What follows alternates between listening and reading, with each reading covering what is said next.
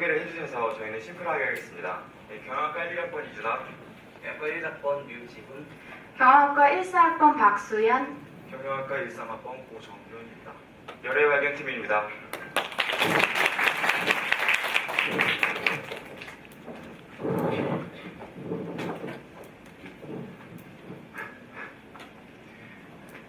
네. 안녕하세요. 발표 시작하기 전에 미국 센트럴파크에는 한 유명한 낙서가 있는데요. 바로 오늘은 남은 인생의 첫날이다 라는 문구입니다. 오늘 우리 팀이 그리고 이제 다른 팀 분들이 열정에 대해서 이제 프레젠테이션을 할 텐데 오늘 여러분의 남은 인생의 첫날 열애의 발견, 열렬히 애정하는 것을 발견하셨으면 좋겠습니다. 네, 발표 시작하도록 하겠습니다. 900, 4, 170, 그리고 1. 이 숫자들 보면 혹시 떠오르시는 거 있나요? 네, 이 숫자는 사실 여러분께 낯선 숫자가 아니고 익숙한 숫자일지 모르는데 바로 취업을 위한 토익 900점, 학점 4, 토익 스피킹 170, 그리고 커말 1급입니다. 소위 말해서 저희가 취업을 위해 준비해야 되는 스펙들의 점수죠. 자, 이런 숫자는 어디에 쓰일까요? 바로 기업 이력서에 쓰입니다. 이 기업 이력서에 쓰이는 숫자는 두 가지 특징이 있는데 먼저 첫 번째, 표준화되어 있다는 것입니다. 언제부턴가 토익 900점, 학점 4는 취업을 위해서 저희가 당연히 준비해야 되는 고유명사처럼 쓰이고 있죠. 그리고 특징 두 번째, 이것은 우리의 숫자가 아닙니다. 기업이 원하는 숫자입니다. 2017년 현재 대학생 혹은 취준생 신분으로 살아가는 우리를 세상은 단군일에 최고의 스펙을 갖춘 세대라고 합니다. 실제로 저희는 많은 시간과 노력을 이런 점수에 도달하는 데 쏟고 있죠. 그렇다면 저희는 어떠한 마음으로 이러한 시간들을 보내고 있을까요? 잡코리아에서 취준생 2023명을 대상으로 설문조사한 결과입니다. 스펙을 쌓는 취준생 중에서 64.5%, 절반 이상이 마구잡이 스펙을 쌓고 있습니다. 그럼 왜 스펙을 쌓고 있을까요? 53.7%의 학생들이 스펙이 상향 평준화됐기 때문에 혹은 취업이 불안해서 높은 스펙을 줘야 될 것 같아서 이제 나머지는 무엇을 준비해야 될지 몰라서입니다. 여기서 저희가 알 수 있는 것은 열정과는 다소 거리가 있어 보인다는 거죠. 그렇다면 이쯤에서 이런 스펙을 모두 만족하고 취준생들이 가장 입사하고 싶은 기업 삼성전자에 입사한 한 사람의 이야기를 여러분께 들려드리도록 하겠습니다.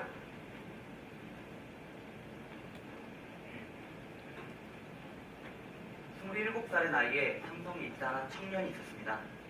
그는 입사 후 3년 만에 이례적으로 승진까지 하게 되면서 남들이 흔히 말하는 그런 성공 가도의 인생을 달리고 있었습니다.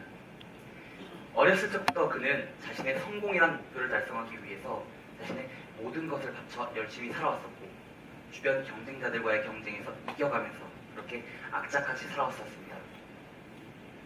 하지만 그는 31살이란 젊은 나이에 퇴사를 결정하게 됩니다. 과연 무엇이 그를 퇴사로 이끌었을까요? 그는 이렇게 밝힙니다. 자신이 지금까지 살아왔던 삶이 그저 명함 한 장 받기 위해 살았다는 사실에 회의감을 느꼈고 그런 회의감이 자신을 퇴사로 이끌었다고 말이죠. 그 후 그가 고민했던 것은 과연 내가 어떤 것을 잘했었지 그리고 내가 어떤 것을 좋아했었지에 대한 자기 성찰이었습니다. 위 사례와 상통하는 것으로 2016년 한국경영자총협회에서 조사한 전국 306개 기업을 대상으로 조사한 신입사원 채용 실태 조사에 따르면 대졸 신입사원 1년의 퇴사율이 2012년에 23.6%를 기점으로 2014년 29.2%, 그리고 2016년 27.7%를 기록하면서 상승 곡선을 그리고 있는 것을 확인할 수 있었습니다. 사실 위 두 사례에 나왔던 삼성맨들 그리고 대졸 신입사원들은 모두 기업에 입사했었던, 즉 기업이 원하는 그런 표준화된 수치를 만족시켰던 사람들의 이야기였습니다. 그렇다면 그들에겐 어떤 문제가 있었던 것일까요? 저는 이 발표를 준비하면서 제 가슴에 와닿았던 한 마디가 있었습니다. 대한민국 청년들의 마음은 답답합니다. 그들은 자신들의 행복이 아니라 이런 기업이 원하는 숫자를 만족시키기 위한 삶에 자신들도 모르게 매진되고 몰두되어 있었던 것입니다. 그렇게 기업이 정한 기준을 넘어 입사하게 됐지만 그들이 기존에 가지고 있던 이상과 너무나도 차이가 큰 현실의 괴리감을 느꼈고 그런 괴리감들이 그들을 하나둘씩 정상 궤도에서 이탈시키는 그런 안타까운 현상이 발견됐던 것이죠. 그렇다면 과연 우리는 이런 기업이 원하는 기업 이력서만을 채우는 것이 진정으로 열정 있는 삶이라고 할 수 있을까요? 그리고 이 기업 이력서 안에 녹아있는 우리들에 대한 수많은 수치 그리고 숫자들이 우리가 살아온 인생의 전부를 대변한다고 말할 수 있을까요? 그래서 저희는 우리의 열정을 담을 수 있는 새로운 형태의 이력서, 열정 이력서를 소개합니다. 이 열정 이력서는 여러분들이 기존에 알던 이력서와는 달리 어떠한 기준도 그리고 어떠한 표준도 없이 우리들의 애정으로 채워나간 이력서를 말합니다. 이 열정 이력서는 기존 기업 이력서와 다른 두 가지 특징이 있습니다. 첫 번째는 표준화된 수치가 아니라는 것. 다시 말해 여러분들이 애정하는 것이 그대로 표현된다는 것입니다. 두 번째는 기업이 정한 기준이 아닌 우리가 기준이 된다는 것입니다. 그렇다면 이 열정 이력서에 들어가는 내용들, 즉 나의 열정은 반드시 새롭게 발견해야만 하는 것일까요? 새롭게 발견해야 되는 것일까요? 저희의 대답은 노입니다. 이 시대 최고의 혁신가로 불리는 앨런 머스크, 실제 아이언맨의 모델이기도 합니다. 그는 한 인터뷰에서 이런 질문을 받습니다. 혁신의 비결은 무엇인가요? 그는 이 질문에 이렇게 대답합니다. 혁신은 새로 발견하는 것이 아니라 기존의 것, 과거의 것을 재발견하는 것이다. 저희는 열정 또한 새로운 시도를 하고 그 과정에서 발견하는 것도 있겠지만 과거의 나로부터 재발견하는 것이라 생각합니다. 그렇다면 이러한 관점의 변화를 통해 열정 이력서에 적힌 숫자를 발견한 우리들의 이야기를 여러분께 들려드리도록 하겠습니다. 제 열정 이력서의 숫자는 1입니다. 1은 제가 다음 학기에 교환학생으로 파견되는 미국의 국가번호인데요. 저는 사실 예전부터 새로운 경험에 대한 갈증이 있었습니다. 이러한 갈증을 해소하기 위해서 대학에 입학한 후로 학교에서 주최하는 여러 강연에 참여하기도 하고 삼성 서포터즈에 지원하여 활동하기도 했습니다.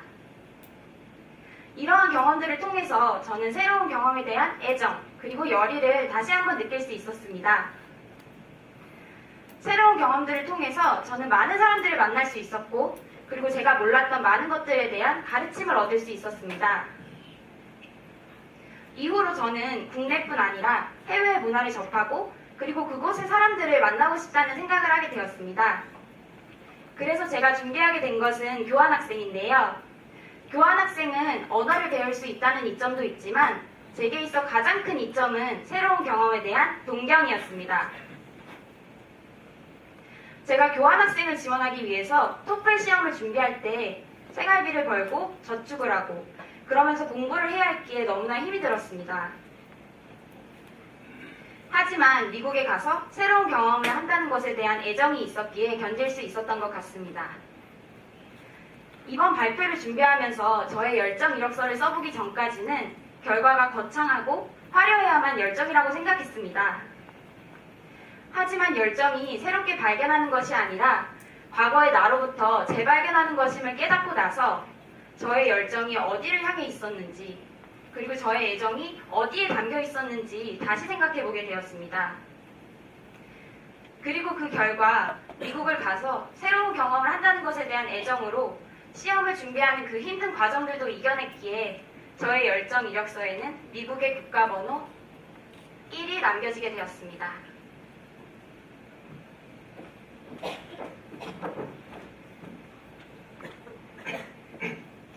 제 열정 이력서에는 22라는 숫자가 적혀 있습니다.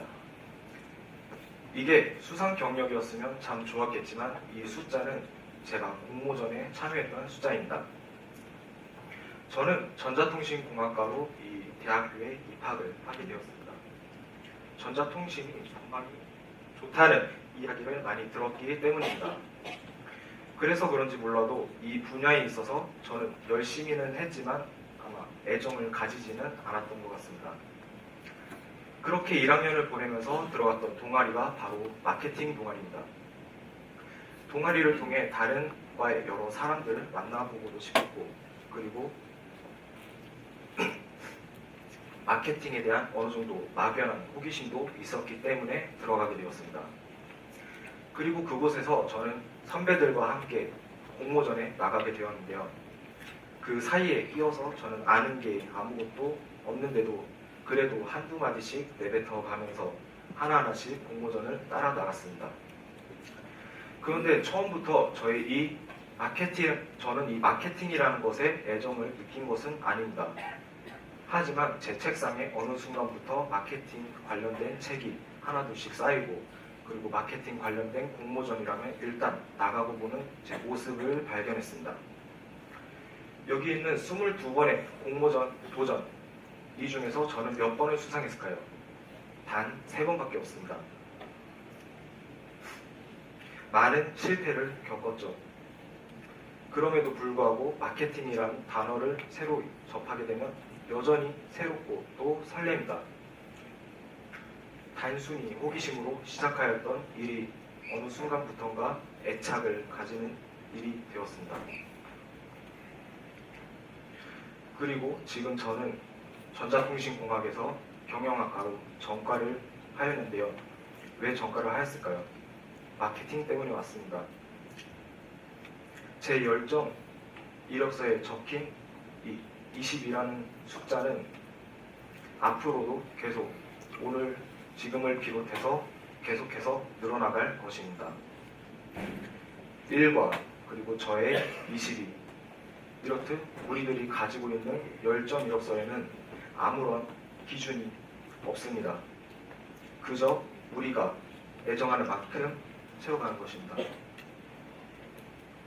네, 앞에 두 사람처럼 여러분들도 여러분의 열정 이력서에 적힌 숫자를 발견하였으면 좋겠습니다. 네, 세계적인 글로벌 대표 기업이죠. 구글에는 이런 호흡법이 있습니다. 바로 1분 호흡법인데요. 이 호흡법은 극심한 스트레스로부터 시달리는 구글러들의 삶을 지켜온 호흡법입니다. 과정은 굉장히 간단한데 이제 1분 동안 호흡에만 집중을 하면서 숨을 내쉬고 뱉는 것입니다. 이 과정을 반복하다 보면 마음이 가라앉는 듯한 평안함을 느낀다 합니다. 그래서 구글러들은 이걸 이렇게 부릅니다. 1분간의 여행. 바로 이 1분간의 여행이 지금까지 구글러들의 삶을 지켜왔던 것입니다. 자, 여러분, 우리는 현실을 살고 있습니다. 현실을 사는 우리에게는 기업 이력서의 숫자, 기업이 원하는 숫자는 당연히 중요합니다. 하지만 그렇다고 해서 우리의 삶이 기업이 원하는 숫자를 만족하는 삶뿐만은 아닐 것입니다. 여기에 열정 이력서가 있습니다. 열정 이력서를 통해서 그동안 기업이 원하는 숫자에 가려졌던 여러분의 숫자를 발견하였으면 좋겠습니다. 그리고 그 사소한 발견이 여러분의 삶의 의미를 더하고 정체성을 부여할 것입니다. 네, 마지막으로 구글의 한 임원이 했던 말을 여러분께 들려드리면서 발표를 마무리 짓도록 하겠습니다. 1분 호흡법. 나는 그것이 부질없고 쓸데없다 생각하였다. 하지만 시간은 흘렀고 이제 나는 알고 있다. 그 간단한 일상이 지금까지의 내 삶을 지켜주었고 또 바꾸었다는 것을. 발표를 들어주셔서 감사합니다.